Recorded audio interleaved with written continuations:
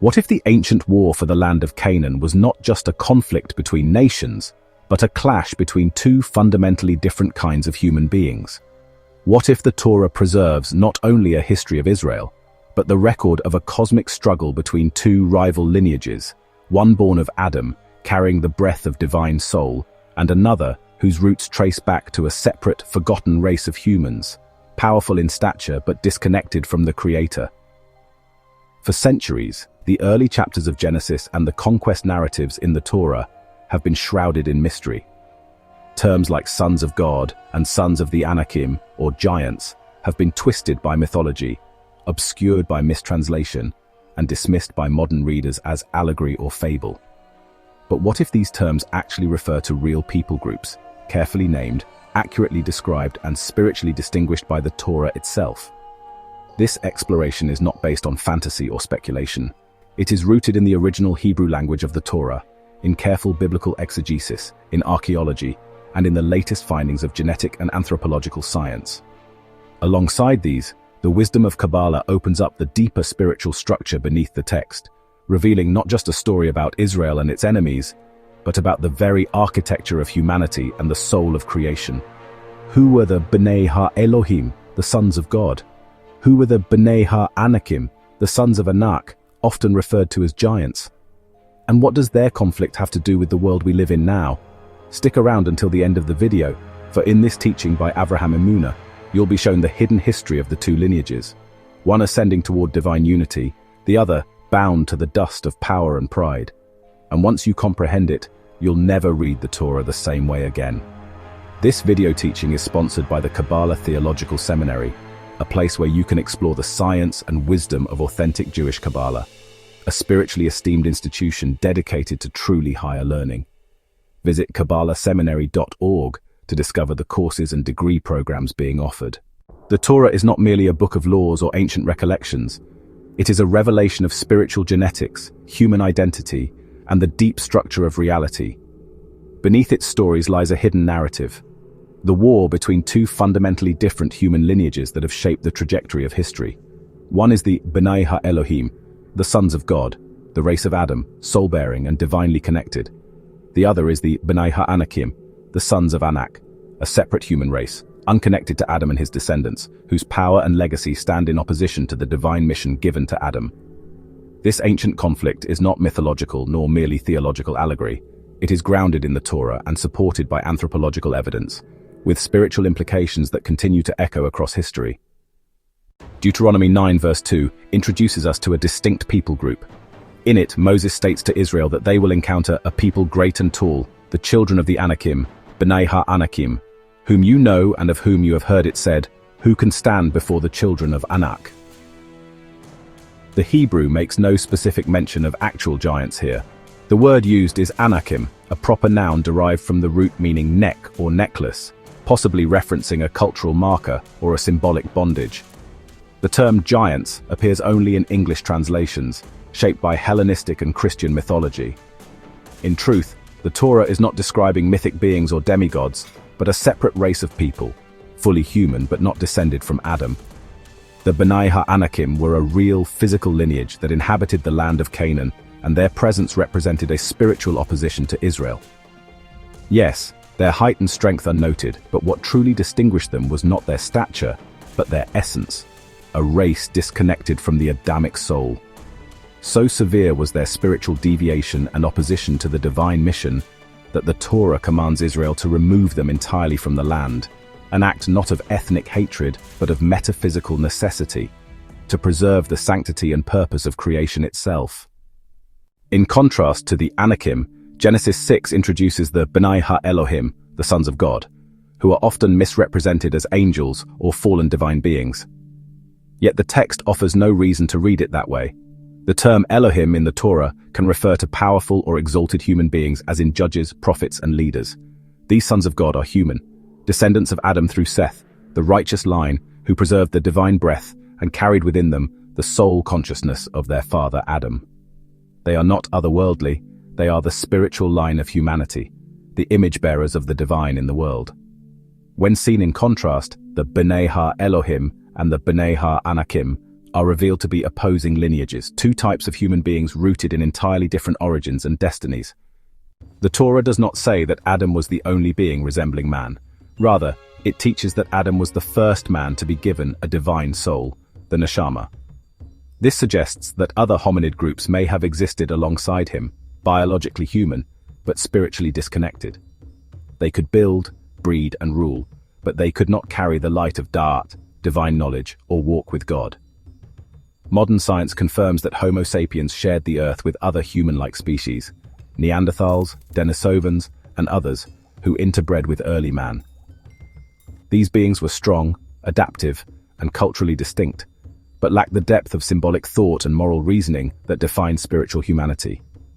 The Bnei Anakim may very well have emerged from this line, either as a surviving pre-Adamic race or as a hybrid population, divergent from the Adamic soul line. If Adam represents the first spiritual human, the root of God consciousness in the world, then the Anakim represent a primeval surviving human race whose spiritual nature was fundamentally different. The war in Canaan was therefore not about land alone. It was the culmination of an ancient conflict between two human lineages, one carrying the divine breath and the other rooted in power without soul. The Torah's command to Israel to drive out the Anakim was not a matter of ethnic superiority or conquest, but a mission of spiritual protection.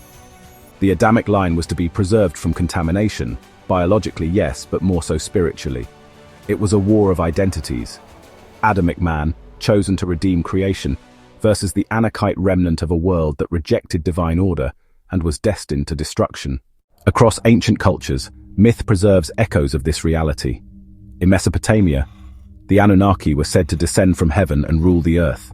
In Greek myth, the Titans preceded the Olympians, great and terrible beings overthrown by a new divine order.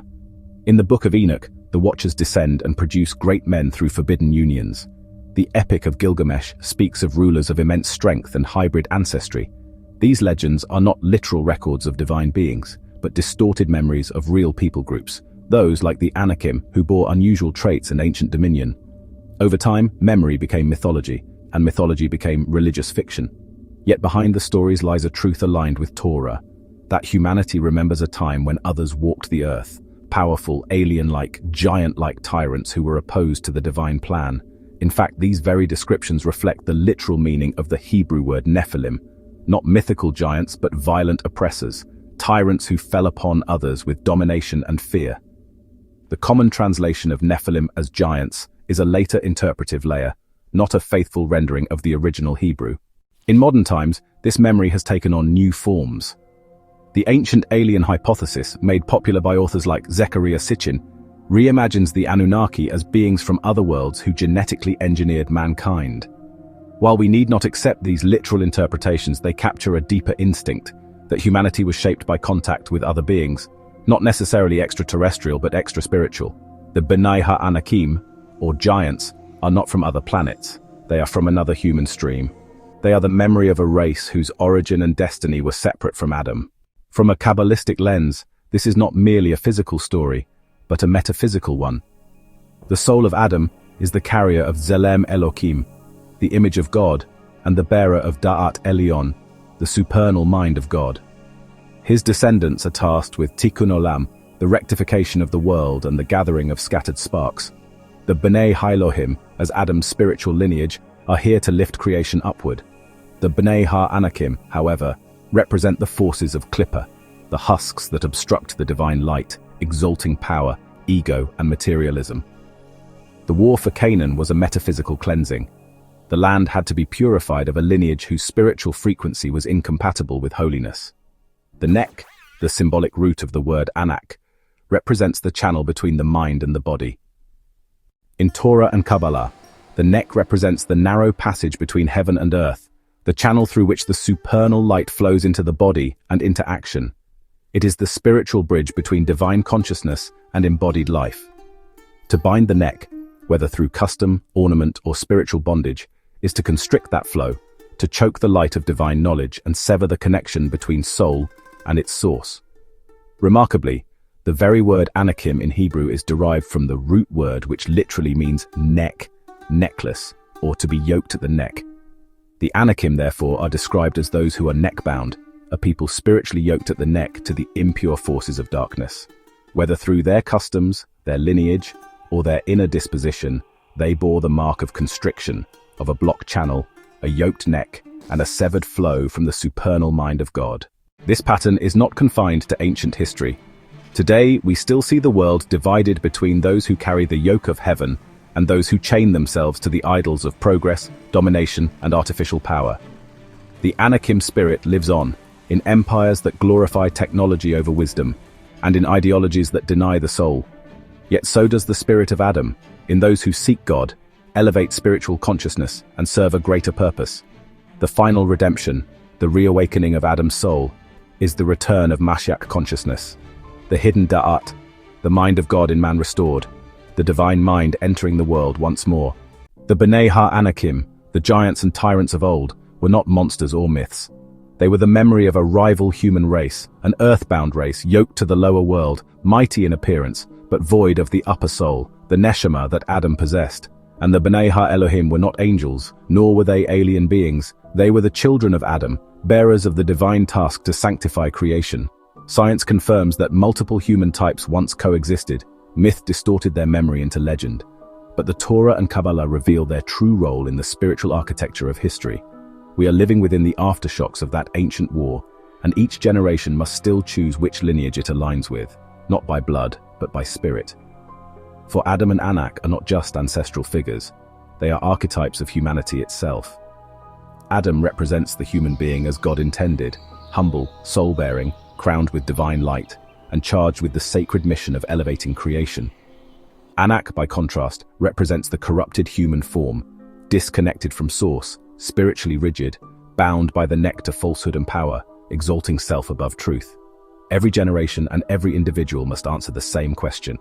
Will we rise as the sons of God, restoring the mind of God as the descendants of Adam, or fall as men of Anak, rebellious tyrants, mighty in outward appearance yet hollow in soul, estranged from the light within?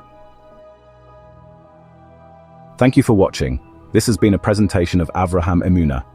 The views expressed here are mine alone, and are not meant to be an authoritative representation of any one religious tradition.